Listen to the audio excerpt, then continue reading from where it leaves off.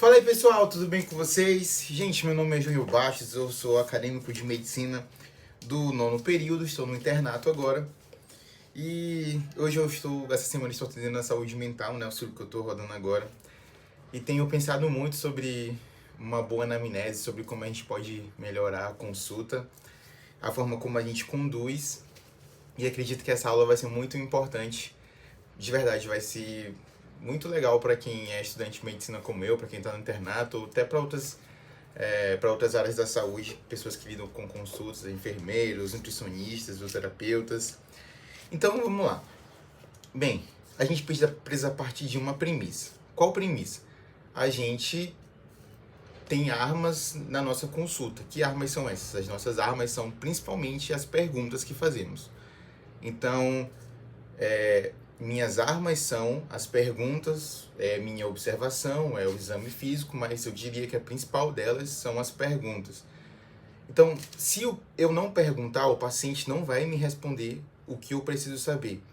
E o paciente, muitas vezes, ele vai tender a superestimar coisas que não são importantes e subestimar as coisas que vão ser como aquela engrenagem que vai fazer toda a história dele fazer sentido. Logo, se a gente não pergunta da maneira certa, a gente não atende bem. Simples assim. Se você tem as suas ferramentas, se você tem as suas armas, que são as perguntas, e não usa da maneira certa, você não faz um bom atendimento. Agora, se por um lado, a parte mais importante da nossa consulta é a história da doença atual, então vamos rapidamente lembrar aqui, vamos lembrar a sequência. Então nós temos identificação, queixa principal, a história da doença atual, antecedentes pessoais, antecedentes familiares, hábitos de vida e condições socioeconômicas. A gente sabe então que é na história da doença atual que a gente vai ter as informações mais importantes para aquele caso clínico. As informações onde a gente vai chegar no pensar em qual doença o paciente está tendo. Mas é na identificação que a gente começa a construir esse laço, essa parceria médico-paciente. Logo, a gente precisa considerar que a pessoa que a gente está atendendo, ela também é um ser humano, entendeu? Então ela tem interesses, ela tem uma família, ela tem um trabalho, ela gosta de alguma comida, pode praticar algum esporte, torce para algum time. Então, a primeira parte é se conectar de verdade com ela nesse primeiro momento. Então, você não perca a oportunidade de, às vezes, interagir com a pessoa além do que está escrito no porto ou do que está escrito na literatura. Então, você está lá perguntando, e você tem quantos anos? Tal idade. Você trabalha do quê? Sou técnico de informática. E você faz sites, alguma coisa assim? Não, eu trabalho mais com isso. E qual lugar que você mora? Qual lugar que você vem? Eu moro aqui em Imperatriz há 30 anos, mas eu sou lá do Ceará. Pô, não tem nada a ver você perguntar para a pessoa, assim, entre aspas, nada a ver você perguntar para a pessoa por que ela veio do Ceará para cá. Mas pergunta rapidinho, ixi, por que tu veio do Ceará para cá e tal? A pessoa, uma longa história, não sei o quê, mas aconteceu isso, e aí você já começa a demonstrar para o paciente que você está interessado nele, que você está interessado na história dele, em resolver o problema dele, em entender as nuances que envolvem aquele problema. Então, como diz aquela frase icônica, né, de Hipócrates, a gente não está tratando uma doença, está tratando uma pessoa. Basicamente isso.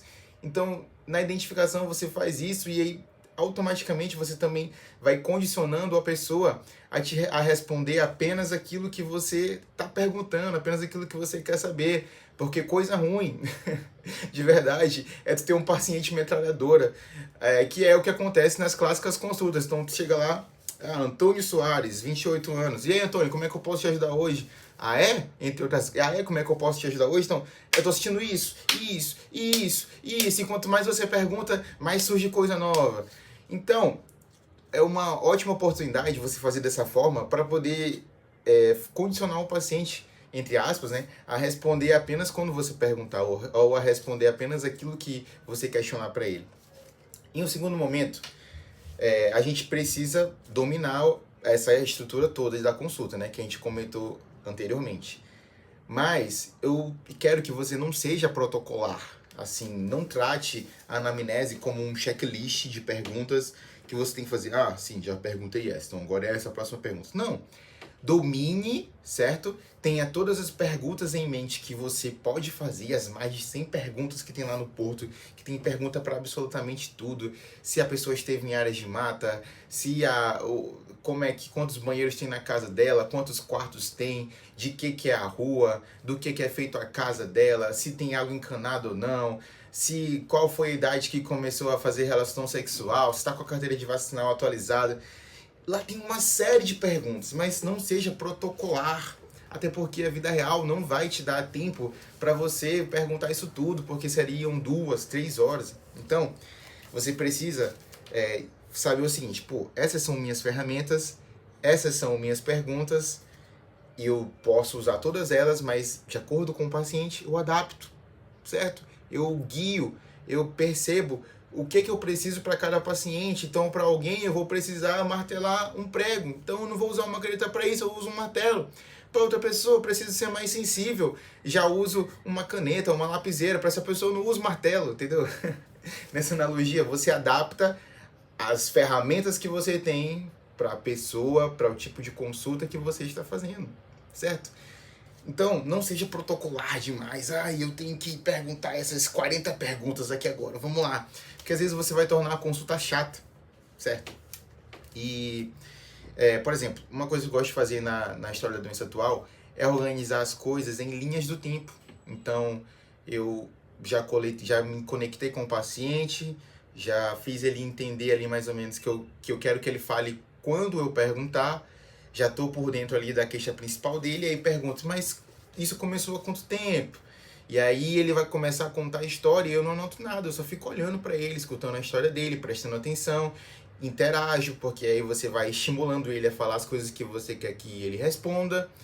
E aí depois, sei lá, de uns 3 minutos, que você já escutou a história dele, aí você vem aqui, tá bom, senhor, beleza, escutei sua história. Agora eu vou montar aqui a história da doença atual, vou fazer uma linha do tempo aqui, rapidão, não tem nenhum problema você falar isso pro paciente. E a gente vai construir isso aqui como se fosse um filme, de trás pra frente, tá bom? Então, vamos lá, me conta a maior quantidade de detalhes. Então você falou que está sentindo isso e que começou há 8 meses, certo? Ele, certo. Aí você escreve, tá aqui, você está escrevendo. E que veio junto com isso, está associado com isso aqui também. Isso. E aí, qual foi o primeiro medicamento que você tomou? Tomei esse. E deu resultado? Não, não deu. Aquele outro que eu já tomei já deu resultado, porque muitas vezes você precisa ter em mente que o paciente ele não te conta as coisas na ordem como elas aconteceram. Ele te conta picado, então primeiro ele conta o final, depois conta o começo, depois ele conta o meio, e aí você fica preso naquela salada se você só sai anotando o que ele está te falando. Então você precisa ouvir, parar e organizar. Você precisa traduzir o que ele está te falando de uma linguagem leiga para uma linguagem médica, porque a gente aprende as coisas com uma linguagem médica, certo? Então, a partir do momento que você está ali montando a história do paciente, usando os termos corretos e tal, a sua mente já vai iluminando e você já vai pensando, já sei o que é isso, eu já vi isso aqui no livro, é isso aqui que está acontecendo e tal. E quanto mais você pensa numa conduta, mais você vai fazendo perguntas, você vai direcionando a consulta para entender se é realmente aquilo que está acontecendo ou não, certo? Então organize as coisas em linhas do tempo, vai ser muito útil de verdade para você. E por último, um pensamento aqui que eu gostaria de compartilhar é que, vamos dizer que nós temos 2 médicos, um médico humano e um que não é tão humano assim. Eu tenho percebido esses últimos tempos que às vezes o que diferencia os médicos na forma como os pacientes veem não é a quantidade de conhecimento propriamente dito ou a parte técnica propriamente dita. Muitas vezes eu tenho visto médicos que são extremamente habilitados, são extremamente bons, mas eles são meio carrancudos, eles não demonstram aquele interesse pelo paciente, são meio sérios demais. E por outro lado, existem médicos que às vezes nem têm o conhecimento desse aqui, mas escuta o paciente, mas entende a história dele, as nuances que envolvem aquele problema, se preocupa com o paciente, e aí no imaginário popular, essa pessoa começa a ser vista como uma pessoa muito melhor, muito mais competente do que essa, quando muitas vezes isso nem é verdade. Então, que tal a gente se aproveitar disso? Não é para ninguém que virar charlatão, mas que tal você pensar na possibilidade de ser mais humano, ser mais empático, ouvir mais seu paciente, você vai ser visto como uma pessoa melhor, às vezes sem ter o conhecimento de outra pessoa que sabe muito mais que você, mas que não faz isso, que é básico. E é basicamente esse tipo de coisa que vai nos diferenciar daqui pra frente, porque tá cheio de médicos se formando por aí, né? Então precisamos gostar de pessoas, certo? Últimas coisas aqui é que você precisa saber onde você está. Então sempre adapte a sua consulta pensando nisso. Se você está num lugar onde você tem mais tempo, onde você pode fazer uma consulta mais completa, então você usa essas armas que eu te falei aqui.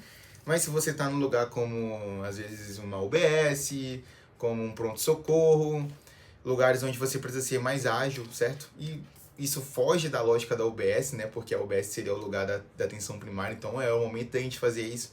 Mas a gente sabe que na prática o sistema não funciona dessa maneira. Não tem como você fazer isso sendo que marcam, sei lá, 15, 20 pacientes para você atender em 1 hora, 2 horas. O sistema às vezes bloqueia a ação do médico, certo? Nem é porque às vezes o médico é ruim, é porque as coisas são muito ruins, a parte política, burocrática das coisas. Então sempre adapte a sua consulta, adapte o que você faz. Mas se você tiver em mente essa estrutura, vai ser 1000 vezes mais fácil, certo? Organize sempre sua sala, sua mesa, seus objetos, deixe tudo num lugar fixo, deixe tudo de acordo com o que você vai usar, o carimbo tá ali, a caneta, os receituários, o estetoscópio. E para quem é interno como eu, né, foque em traduzir as queixas do paciente e não necessariamente em querer propor condutas e diagnósticos. Você tem um preceptor ali com você, certo? Então você pode se apoiar nele e aprender as coisas com ele. A sua principal função é traduzir, é fazer as coisas leigas que o paciente está te falando, traduzir ela para termos médicos, para uma história clínica que dê para entender, com começo, meio e fim. E também, às vezes, a gente vai encontrar pacientes difíceis, certo?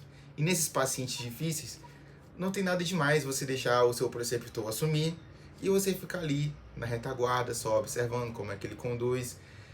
Eu percebo que muitas vezes pacientes difíceis, você precisa deixar uma única pessoa liderar a consulta. Na verdade, tem que ser assim toda a consulta.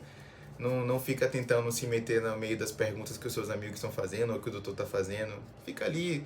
Às vezes você assume a parte principal, mas outras vezes você deixa outra pessoa ir na frente.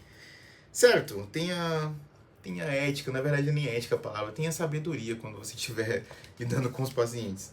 Isso aí, se você gostou desse vídeo, eu acho que eu planejei mais coisas aqui do que eu consegui falar, nada da ordem certa, mas é que eu não queria ficar olhando pro caderno. Se você tem alguma dica aí pra alguém que também tá precisando melhorar sua anamnese, escreve aí e que Deus te abençoe. Tamo junto.